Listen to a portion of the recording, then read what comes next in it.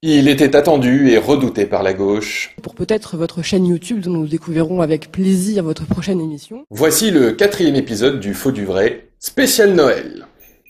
Et spécial Anne Hidalgo aussi un peu. Au sommaire de cette nouvelle édition, le Noël d'Anne Hidalgo qui a tenu à se faire un gros cadeau. Le 2e Noël d'Anne Hidalgo qui a tenu à faire 2-3 autres petits cadeaux autour d'elle. L'escape game géant offert par la mairie de Paris-Centre à tous les Parisiens. Un retour sur la dernière visite d'Anne Hidalgo dans la capitale. Cette nouvelle autorisation dérogatoire mise en place par le gouvernement, c'est vrai que celle du Covid nous manquait un peu. Une nouvelle avancée dans la résolution du mystère Sandrine Rousseau. Et enfin, le permis à points France Insoumise. L'info, la vraie, ou pas. Abonnez-vous. Le faux du jour, c'est bien sûr le Noël d'Anne Hidalgo. Ce serait pas vraiment un épisode spécial Noël sinon. Alors que le mois de décembre est traditionnellement consacré au budget de la mairie de Paris, Anne Hidalgo a tenu à faire descendre un peu d'esprit de Noël sur cet exercice financier ennuyeux, auquel d'ailleurs elle n'a pas assisté. Après avoir endetté les Parisiens pour 150 générations et constatant que les caisses de la mairie étaient toujours vides, j'ai rien, j'ai plus rien, je suis ruiné. J'ai plus rien! La maire de Paris a décidé de se faire un gros cadeau payé par les contribuables, c'est-à-dire nous. Pour payer le train de vie plus que royal de la maire de Paris, c'est donc une pluie de nouvelles taxes qui pleuvra sur les Parisiens dès l'année prochaine, à commencer par une augmentation de plus de 50% de la taxe foncière. Pensez à payer ta taxe foncière, taxe immobilière, taxe professionnelle, taxe. Les Parisiens, heureux de passer à la caisse, pourront apprécier d'autant plus la générosité avec laquelle la maire de Paris arrose de subventions ses amis associatifs, au détriment de services publics totalement accessoires comme l'entretien des rues, la propreté ou encore la salubrité de notre parc social. Alors à tous les Parisiens, heureux de se faire les poches par la mairie de Paris, n'oubliez pas de dire « Merci Anne Hidalgo ». Merci Anne Hidalgo. Restons un peu avec la maire de Paris. Anne Hidalgo aime décidément beaucoup Noël. Depuis Bruxelles, où elle était en villégiature d'hiver, la maire de Paris a tenu à faire un beau cadeau à son homologue maire de Kiev. Parée de toute la générosité qui la caractérise si bien, et en témoignage du soutien des Parisiens envers un peuple qui souffre, la maire de Paris a tenu à offrir à son homologue de Kiev son savoir de maire nourri par ses décennies de mandats successifs. Ses conseils précieux pour un Kiev plus beau, plus propre, plus écologique et plus inclusif, à l'image de la capitale française. Our cities, Paris, maybe in the transformation of the infrastructure, go from a car to a bicycle is very interesting because it's a new model. Traduction. Ta ville a été à moitié ravagée par les bombes, tu n'as plus ni chauffage, ni électricité et bientôt plus d'eau courante, ton pays est en guerre depuis 6 mois, mais je vais t'apprendre comment virer les bagnoles pour mettre des pistes cyclables dont tout le monde se fout. Et comme la maire de Paris, quand elle est généreuse, elle l'est pas qu'un peu, elle a tenu à offrir à son homologue d'Ukraine un vélo, afin qu'il puisse parcourir les rues et se rendre à ses différents rendez-vous avec. En gros, tout ce que la maire de Paris ne fait pas. Bah oui, il faut bien rentabiliser sa voiture de fonction avec chauffeur. Découvrons en exclusivité les remerciements que le maire de Kiev a tenu à adresser personnellement à la maire de Paris.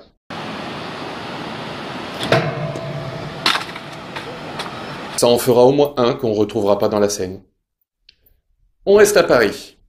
Alors que les vacances scolaires viennent de débuter, nombreux sont les Parisiens qui se posent la question « Que faire pour se divertir alors qu'on est coincé à Paris ?» La mairie de Paris-Centre est heureuse et fière de vous présenter sa solution à ce problème avec le nouveau plan de circulation du quartier du Louvre. Les Parisiens pourront jouer donc gratuitement à un escape game géant ouvert 24 heures sur 24, 7 jours sur 7.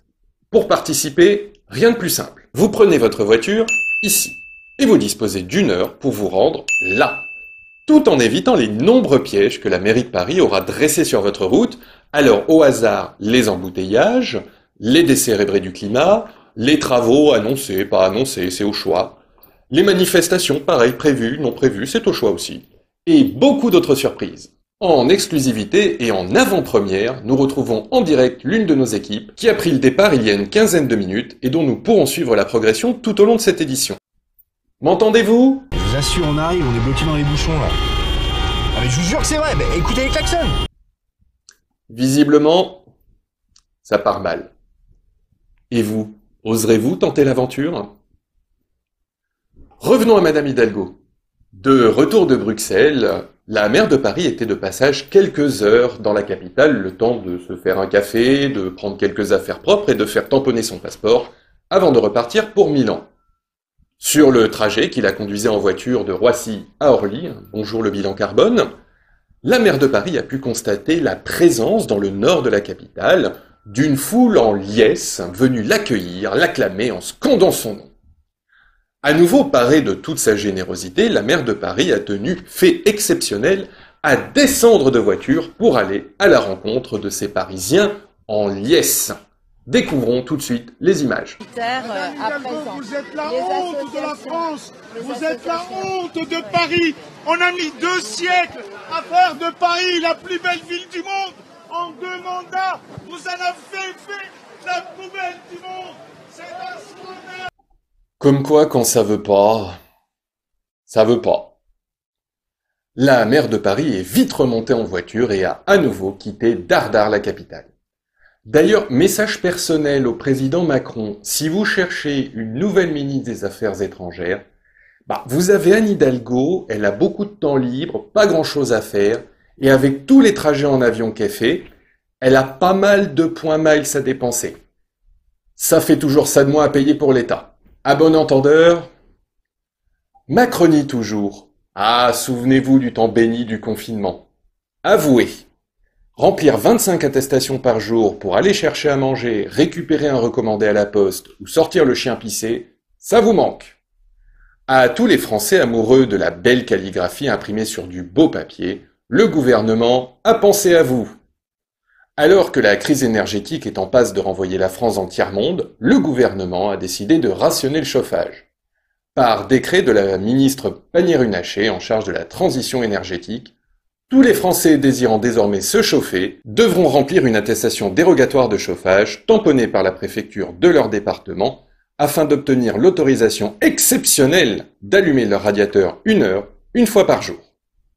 Des mesures de rationnement qui permettront peut-être de passer l'hiver et dont l'application sera scrupuleusement suivie par les désormais célèbres ambassadeurs de la sobriété énergétique. Vivement le printemps! Sans transition, retrouvons notre équipe en direct de l'Escape Game de Paris Centre. M'entendez-vous? Bon, je vais voir ce qui se passe. Ouais.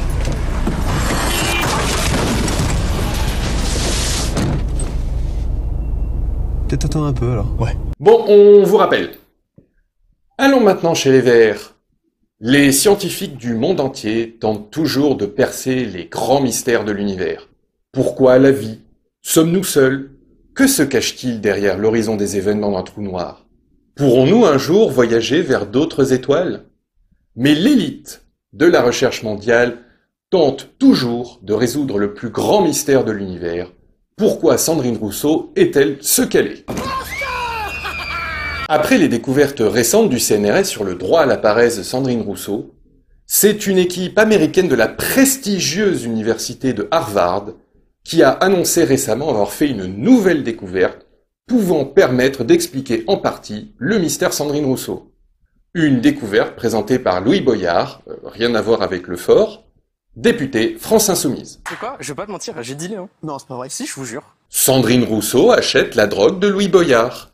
Et Sandrine Rousseau, elle est comme tout le monde. Quand elle est défoncée, elle dit que des conneries. Se droguer, c'est mal. Il ne faut pas vous droguer. Si aujourd'hui le voile se lève sur une partie du mystère Sandrine Rousseau, les scientifiques précisent que de nombreux pas restent encore à parcourir avant sa résolution complète. Alors, n'oubliez pas... La recherche scientifique, ce sont des hommes et des femmes qui rigolent bien. Alors, engagez-vous dans la recherche scientifique.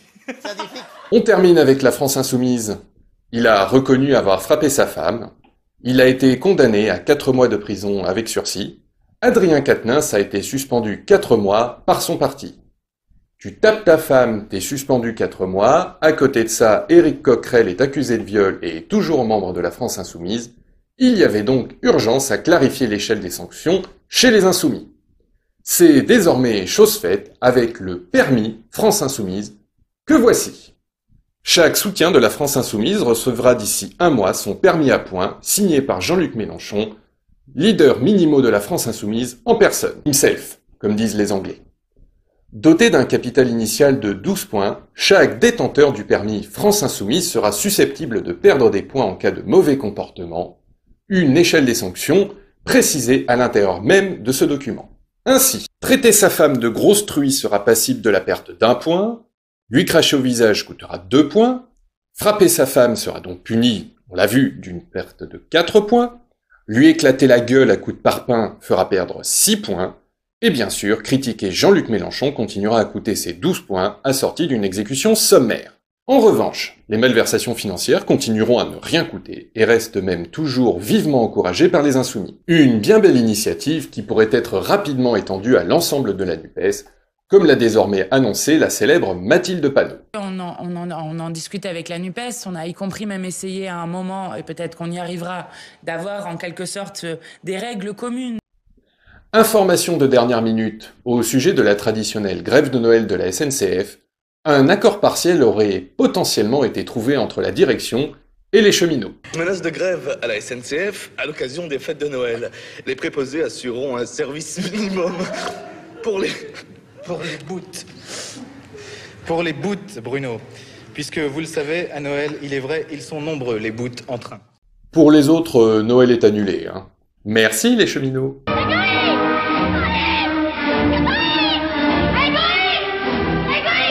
Et pour finir, retrouvons notre équipe en direct de l'Escape Game de Paris Centre. Alors êtes-vous arrivés ?